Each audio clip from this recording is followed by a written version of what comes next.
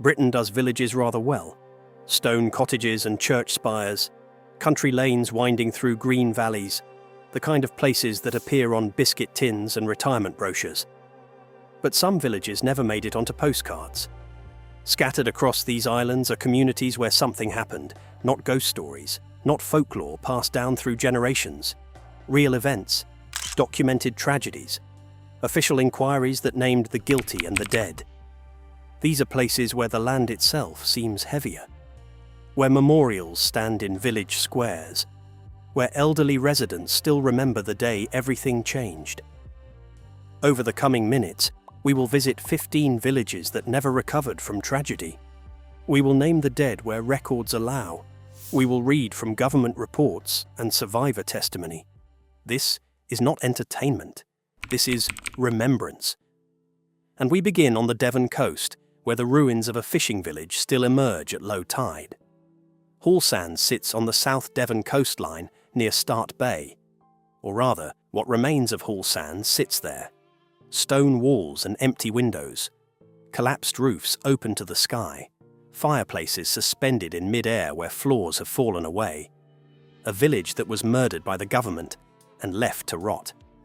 In 1891, Hallsands was home to 159 people. 37 houses lined the shore. Fishing boats were hauled up onto the shingle beach each evening. Children played among the nets, drying in the salt wind. The village sat protected behind a natural shingle bank. Millions of tons of pebbles and stones, built up over centuries by the action of the tides. This barrier was the only thing standing between the cottages and the open sea. In 1897, the Royal Navy needed material to expand Devonport Dockyard in Plymouth. They looked at the shingle bank and saw cheap building material. A contractor named Sir John Jackson won the license to dredge. The villagers were not consulted.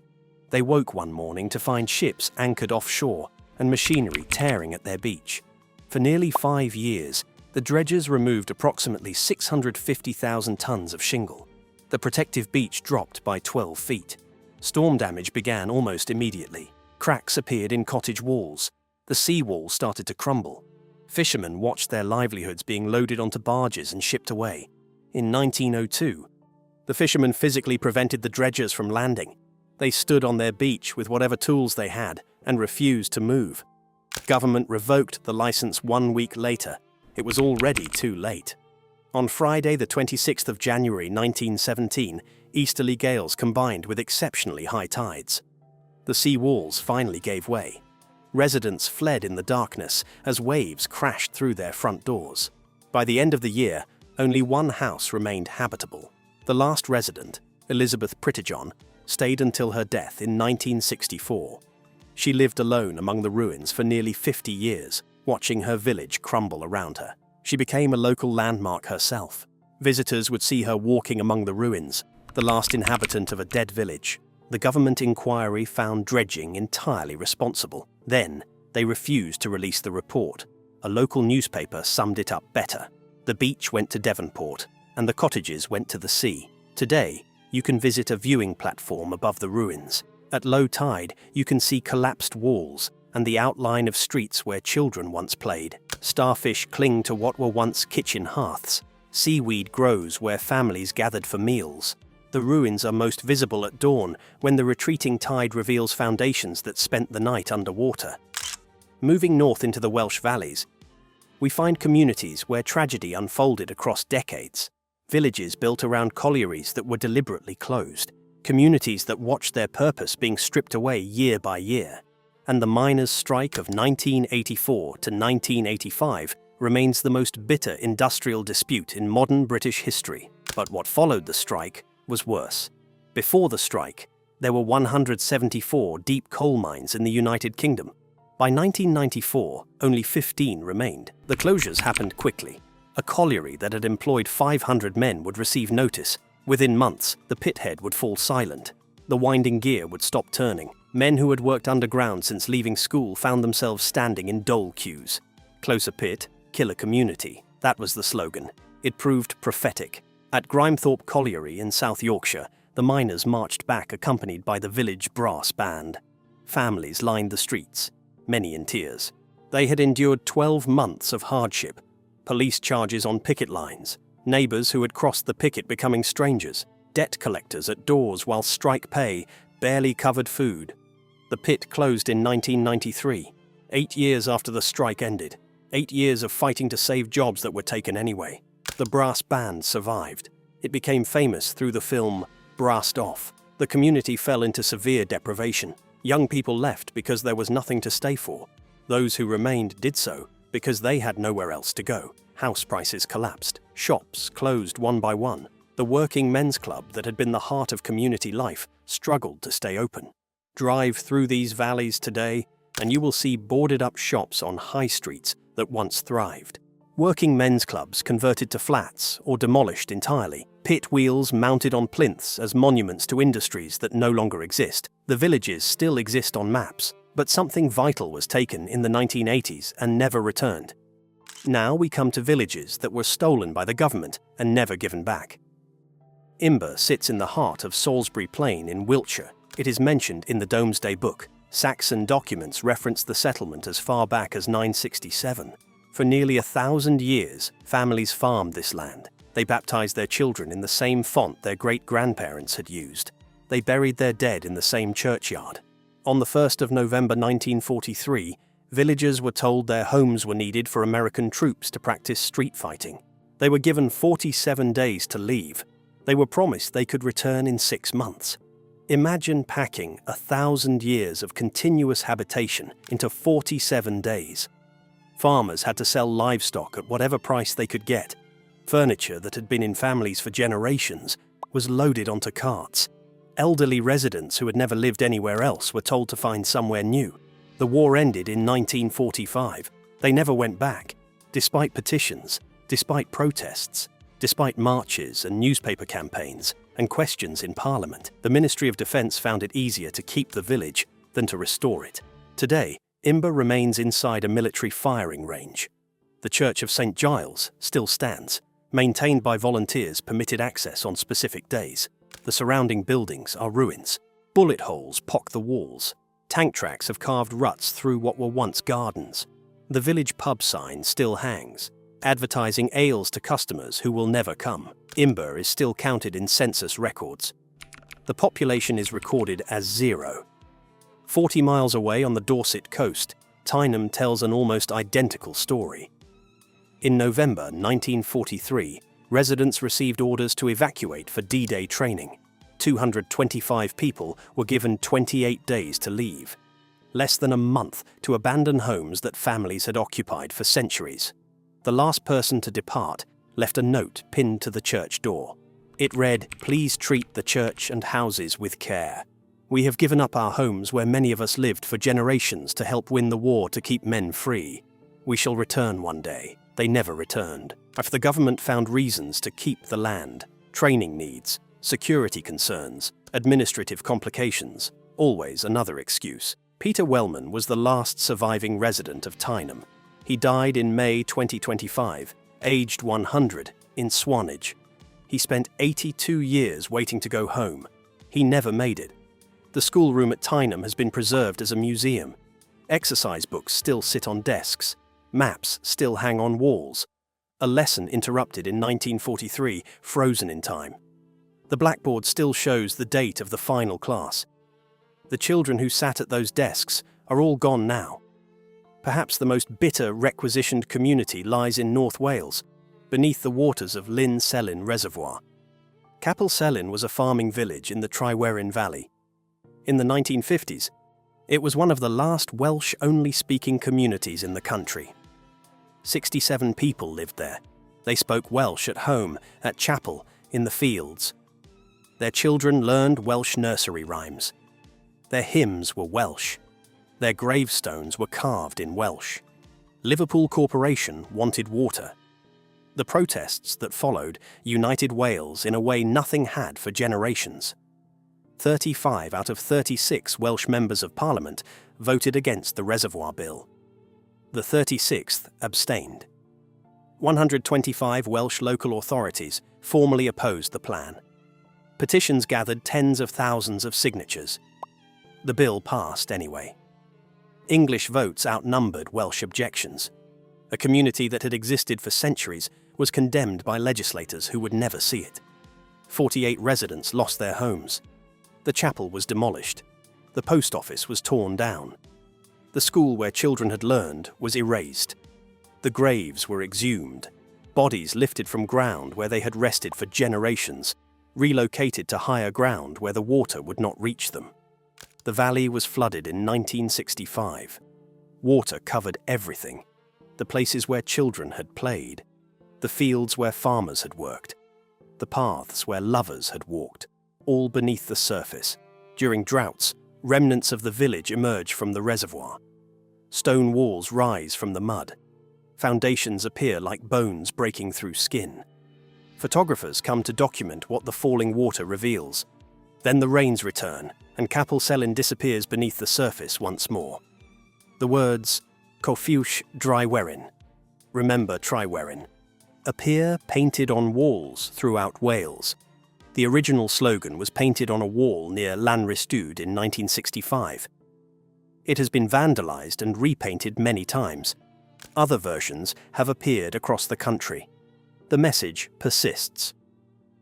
If you ask locals about visiting the reservoir, some will welcome you. Others will tell you that you are standing on stolen land, drinking stolen water.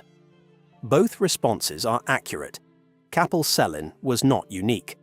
Across Britain, valleys were flooded to supply growing cities with water.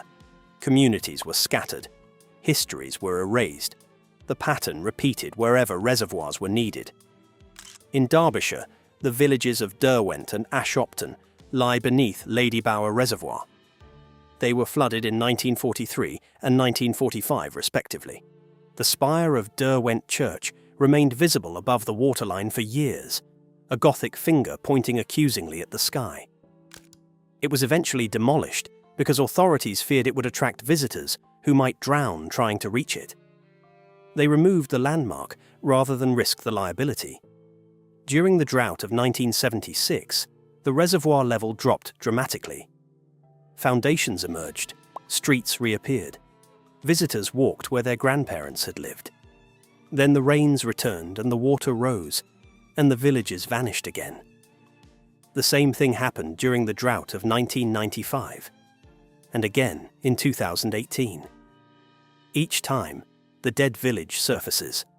Each time, people come to look. Each time, the water reclaims what it took. In the Lake District, Mardale Green lies beneath Haweswater. The valley was flooded in 1935 to supply Manchester with water. The church was demolished stone by stone. The Dun Bull Inn, which had served travellers for centuries, was torn down. The bodies in the churchyard were exhumed and moved to Shap. Farms that had operated since medieval times were abandoned to the rising water. When the water drops, you can still see the outlines of fields. Stone walls built by hands that have been dust for a century. The stumps of trees that once shaded the village green.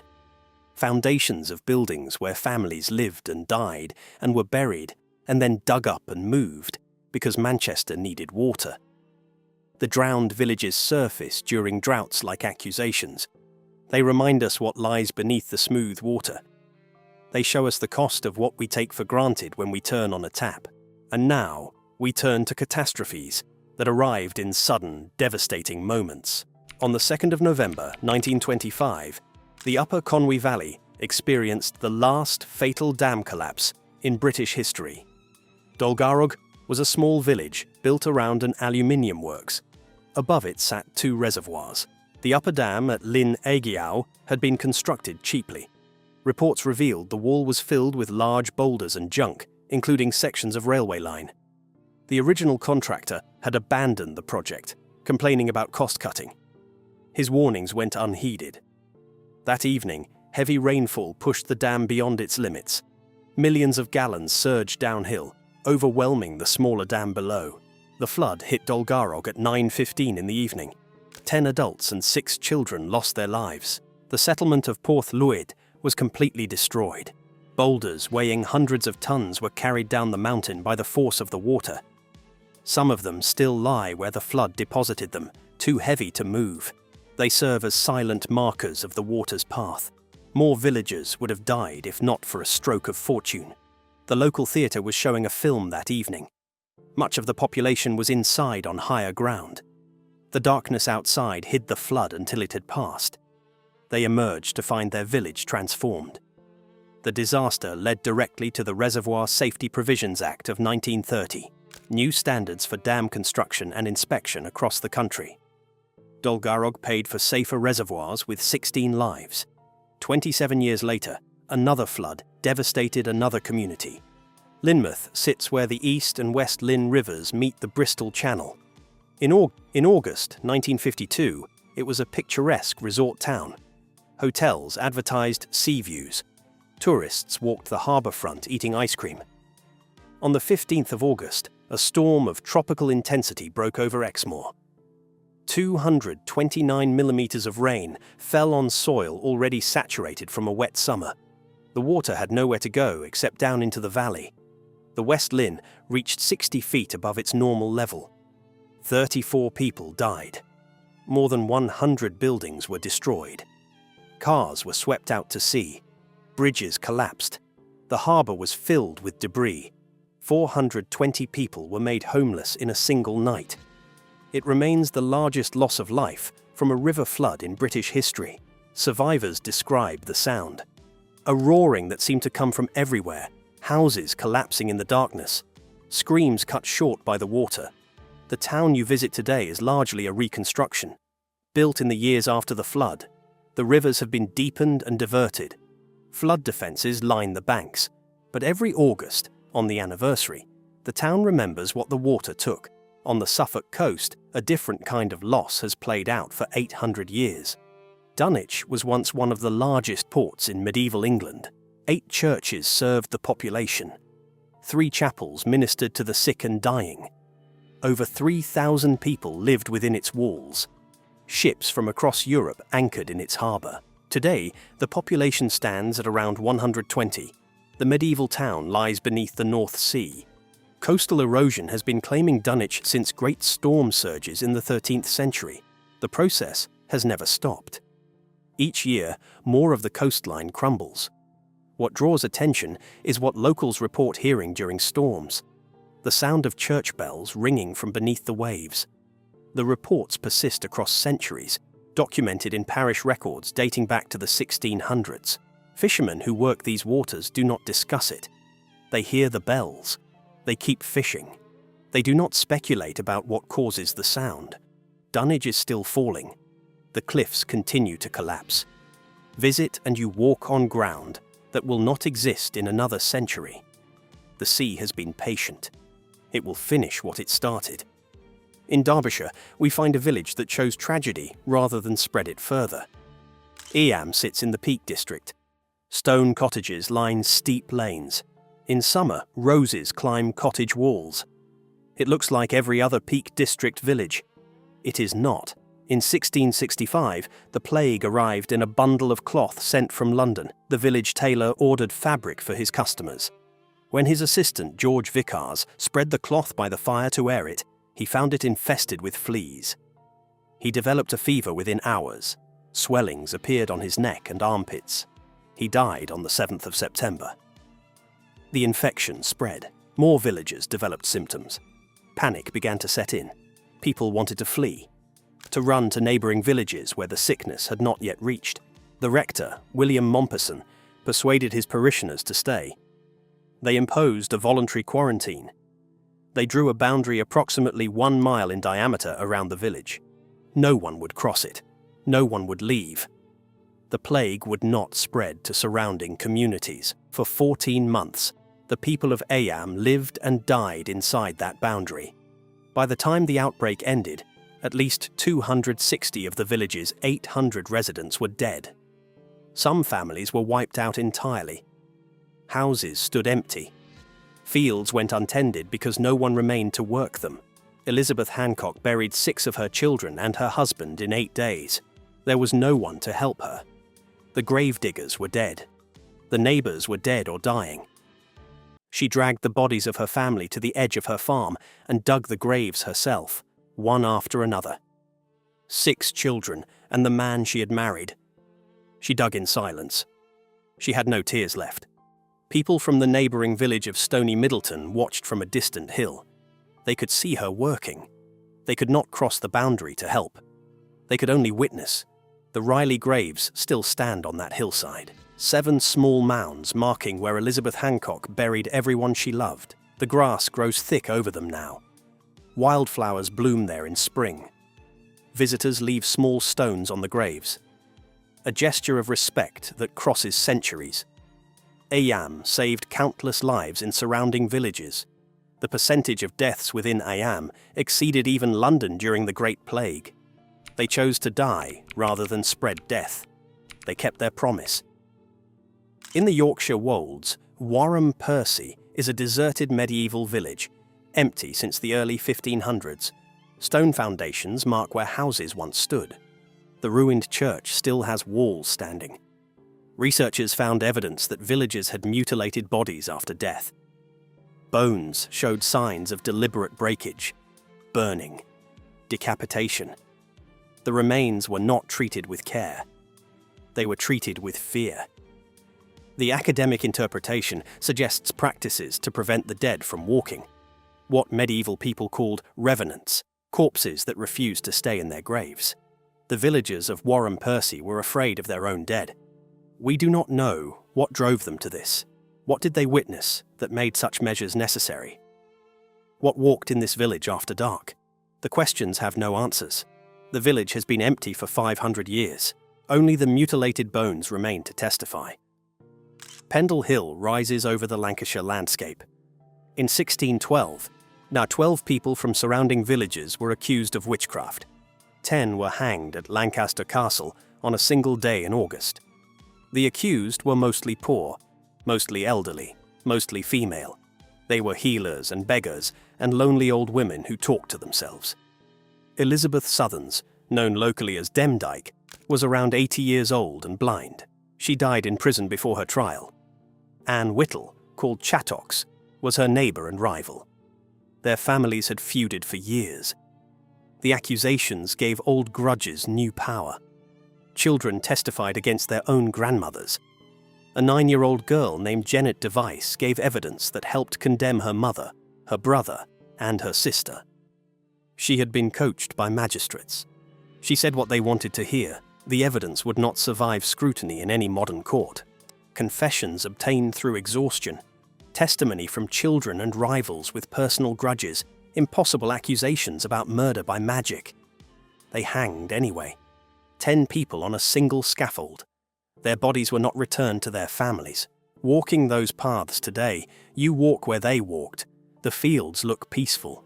Sheep graze on Pendle Hill. The villages seem ordinary.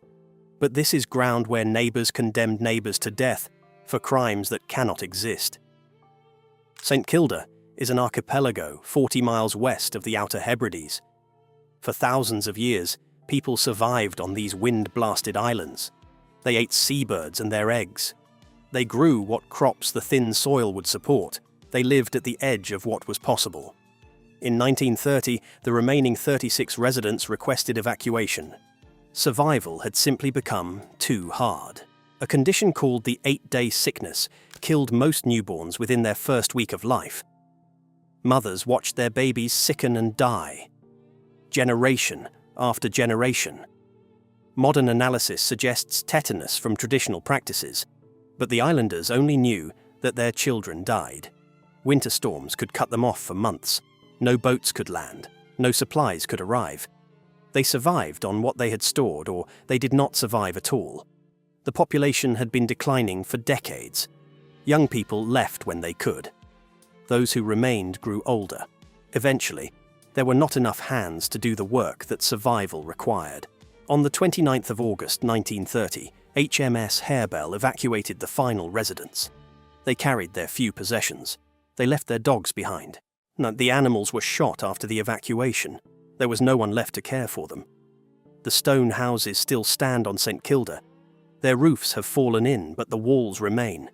Storage structures called cleats dot the hillsides by the hundreds. The silence is profound. Even the seabirds seem muted. The wind carries no human voices. It has not for nearly a century. On the 21st of December 1988, Lockerbie entered history in the worst possible way. At 7:03 in the evening, a bomb in Pan Am Flight 103 detonated at 31,000 feet. The aircraft was carrying 259 people home for Christmas, students returning from study abroad, families reuniting for the holidays, business travellers finishing one last trip before the break. The main fuselage fell onto Sherwood Crescent in Lockerbie. The impact created a crater 47 feet deep. 11 Lockerbie residents were killed in their homes 3 days before Christmas. They had no warning. They were eating dinner, watching television, wrapping presents. 270 people total. The deadliest terrorist attack in British history. A town of 4,000 lost 11 of its own. Every family was affected. Wreckage fell across an area of 845 square miles. Body parts were found in gardens and on rooftops. The people of Lockerbie helped recover the dead. They covered bodies with sheets. They comforted rescue workers who broke down at what they found. The crater where Sherwood Crescent stood became a memorial garden. Roses grow where houses once stood. Every year on the anniversary, the town gathers. The names are read. The bell is rung. Candles are lit for passengers from 21 countries who died above a town they had never heard of. Further north, the Highland clearances left wounds that have never healed. In the 18th and 19th centuries, landlords across the Scottish Highlands decided that sheep were more profitable than people. Tenant farmers who had worked the land for generations were evicted to make way for livestock. The process was systematic. It was brutal. It was legal. Strathnavor in Sutherland saw some of the worst evictions. In 1814, estate factors arrived with torches. They gave families minutes to leave. Those who resisted were dragged from their homes. The roofs were set alight while belongings still lay inside. Elderly residents who could not move fast enough were carried out on blankets. Some died from the shock. Donald MacLeod witnessed the clearances as a young man. He described flames rising from burning cottages. Families huddled on hillsides watching everything they owned turn to ash. Children crying for homes that no longer existed. His accounts were dismissed by landlords as exaggeration. Archaeological evidence has since confirmed them. The cleared townships left traces. Lazy beds where crops once grew. Foundation stones marking where houses stood. Field boundaries running across hillsides now populated only by sheep. You can walk through Strathnavor today and count the ruins. Dozens of settlements erased because wool commanded a better price than loyalty. Badbear on the Caithness coast shows where the cleared families ended up. Pushed to marginal land at the edge of cliffs, they built a new settlement from nothing. The wind was so fierce that mothers tethered their children and livestock to prevent them being blown into the sea. They survived on what the thin soil would yield and what they could take from the water below. The monument at Badbear lists the families who lived there. The village was finally abandoned in the early 20th century. The last resident left for New Zealand. The descendants of the cleared are scattered across the world now. Canada, Australia, America, anywhere but the land their ancestors were forced to leave. We have saved the worst for last. Aberfan is a village in the Taff Valley of South Wales. On the morning of the 21st of October 1966, it was a close-knit mining community. Terraced houses climbed the hillsides. Smoke rose from chimneys. Children walked to school carrying their books. Mothers stood at front doors watching them go. Above the village sat 7 spoil tips, mountains of mining waste dumped on the hillsides over decades. Tip number 7 had been built on ground from which natural springs emerged. This was a violation of safety procedures. Water had been accumulating inside for years. The tip was saturated, unstable. Locals raised concerns repeatedly. They wrote letters, they attended meetings. They pointed at the dark mass looming above their homes and asked what would happen if it moved. They were ignored. The National Coal Board assured them everything was safe. On that Friday morning, the children had just returned from assembly. It was the last day before half-term. Teachers were taking attendance. Children were settling at their desks. Some were still chatting about plans for the holiday. Others were looking forward to a week away from school. At 9:15, Tip number 7 began to move. 140,000 tons of liquefied mining waste travelling at approximately 20 miles per hour. A black wave taller than the houses in its path. It hit Pantglas Junior School. Classrooms filled with slurry in seconds. Children at their desks were buried. Teachers standing at blackboards were entombed. Within 5 minutes, it was over. 116 children died. Most were between 7 and 10 years old. They died in their classrooms on the last day before the holiday. 28 adults also perished. Teachers who tried to shield their pupils. Residents in houses along Moy Road. Their parents ran toward the school. They dug with their bare hands. Miners coming off shift joined them, still covered in coal dust. They dug until their fingers bled. They pulled out bodies of children they had sent to school that morning. Some found their own sons and daughters in the debris. The tribunal found the National Coal Board entirely responsible. 9 employees were named as bearing particular blame. None faced criminal prosecution. Not one person went to prison for the deaths of 144 people. At the inquiry, when the names of the dead children were read aloud, one father called out, "No, sir," he said, buried alive by the National Coal Board. The mass funeral took place on the 27th of October. 81 children were buried in 2 trenches, each 80 feet long. They were buried together because families wanted them to remain with their classmates, in death as in life. 10,000 people attended. The hillside was covered with mourners. Cameras broadcast the images across the world. A community burying its children. The memorial garden now occupies the site where Pantglas Junior School stood. It is immaculate, tended with love by people who remember. Rows of arched headstones mark children buried together in the cemetery above. Many headstones bear the same date of death, the same ages, 7, 8, 9, 10. When people ask about visiting, the response from locals is measured. Come if you want to understand. Do not come if you want to gawk. Do not treat our dead as entertainment. The difference matters. Britain has villages that never made it onto postcards. The thatched roofs and the mass graves, the cream teas and the contaminated soil, the tourist brochures and the tribunal reports. These places exist whether we visit them or not. The land holds what we prefer to forget. The names remain in parish records and government inquiries and memorial stones. The grief remains in families who still mark the anniversaries, who still leave flowers on graves, who still remember the faces of children who never grew old. The stones remember. The bells still ring beneath the waves. The boundary markers at Eyam still stand. The church door at Tyneham still displays a note promising return. And in a cemetery in South Wales, children who should have grown old lie together in the ground, waiting for parents who will join them soon. The headstones bear their names. The flowers are replaced each week. The silence on that hillside is the heaviest thing in Britain. We remember because forgetting would be worse.